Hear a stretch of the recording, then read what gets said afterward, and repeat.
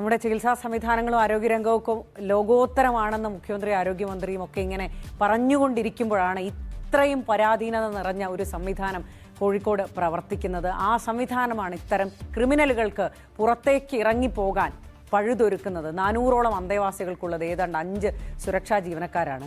അടിയന്തരമായി ശ്രദ്ധ വേണ്ട ഒരു വിഷയം കൂടിയാണ്. ഇത് അധികൃതരുടെ മുന്നിലേക്ക് വെക്കുകയാണ്. ക്രിമിനൽ സ്വഭാവമുള്ള പ്രതികളെ കൈകാര്യം ചെയ്യുന്നതിൽ നമ്മുടെ സംവിധാനങ്ങൾക്ക് വീഴ്ച വരുന്നുണ്ടോ, അതെന്തുകൊണ്ടാണ് എന്നുള്ള ചോദ്യം പ്രസക്തമാണ്.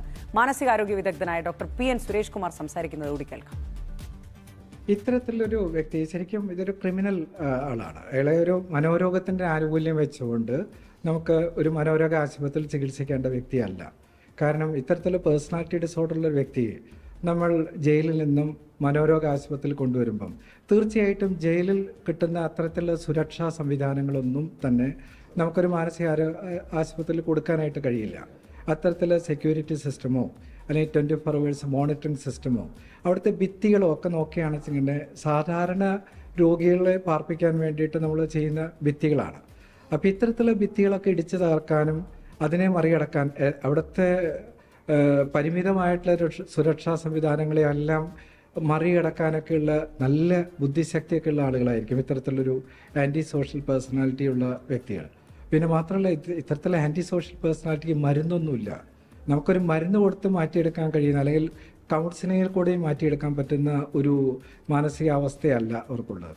അപ്പോൾ തീർച്ചയായിട്ടും ഇത്തരത്തിലുള്ള രോഗികൾ ചാടിപ്പോവാതിരിക്കാനും സമൂഹത്തിനും അതുപോലെ തന്നെ ഇവരുടെ ബന്ധുക്കൾക്കും ഭീഷണിയാവാതിരിക്കണമെങ്കിൽ അതീവ സുരക്ഷാ സംവിധാനമുള്ള ഒരു സെക്ഷൻ തന്നെ ജയിലിൽ കൊടുക്കുകയും ആ ജയിലിൽ നിന്നുകൊണ്ട് നമുക്ക് പറ്റാവുന്ന രീതിയിലുള്ള കൗൺസിലിങ്ങോ മരുന്ന് കൊടുക്കേണ്ട ചില പരിമിതമായിട്ടുള്ള സാഹചര്യങ്ങളൊക്കെ വന്നേക്കാം, അതൊക്കെ കൊടുക്കാം. ഒരിക്കലും ഇവരെ ഫ്രീക്വൻ്റ് ആയിട്ട് ജയിലിൽ നിന്നും ഇത്തരത്തിൽ ആശുപത്രിക്ക് ഷിഫ്റ്റ് ചെയ്യുന്നത് തന്നെ ആ ഷിഫ്റ്റിംഗ് ട്രാൻസ്പോർട്ടേഷൻ സമയത്ത് തന്നെ പലതും സംഭവിക്കാനുള്ള സാധ്യതയുണ്ട്.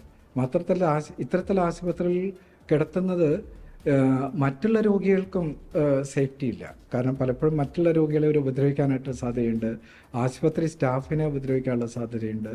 മാത്രമല്ല ഇനിയിപ്പം ഒരു പ്രതികാര ബുദ്ധിയോട് കൂടിയിട്ട് തിരിച്ചു പോയി സമൂഹത്തിൽ പോയിട്ട് എന്താണ് അവർ ചെയ്യാന്നുള്ളതും നമുക്ക് പറയാൻ പറ്റില്ല.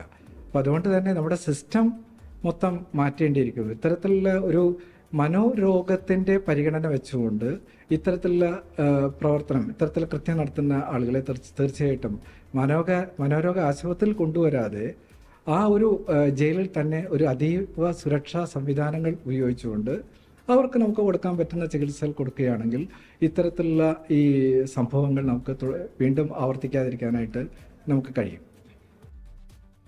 ഗൗരവമേറിയ വിഷയമാണ് ഡോക്ടർ പി.എൻ. സുരേഷ് കുമാറും ചൂണ്ടിക്കാണിച്ചത്. അപ്പോൾ സംവിധാനങ്ങളുടെ സർക്കാരിൻ്റെ അടിയന്തര ശ്രദ്ധ വേണ്ട ഒരു വിഷയമാണ്. ക്രിമിനലുകളെ ഇത്തരത്തിലേക്ക് പുറത്തിറങ്ങി സ്വൈര്യമായി നടക്കാൻ ഒരു ആരോഗ്യ കേന്ദ്രം ഇങ്ങനെ പഴുതൊരുക്കുന്നുണ്ടെങ്കിൽ അത് അഡ്രസ്സ് ചെയ്യപ്പെടേണ്ട വിഷയമാണ്. കുടുംബത്തിൻ്റെ ആഗ്രഹം പോലെ അല്ലെങ്കിൽ അവരുടെ ആവശ്യം പോലെ ഈ പ്രതിയെ അതിവേഗം പിടികൂടാൻ പോലീസിന് കഴിയുകയും വേണം.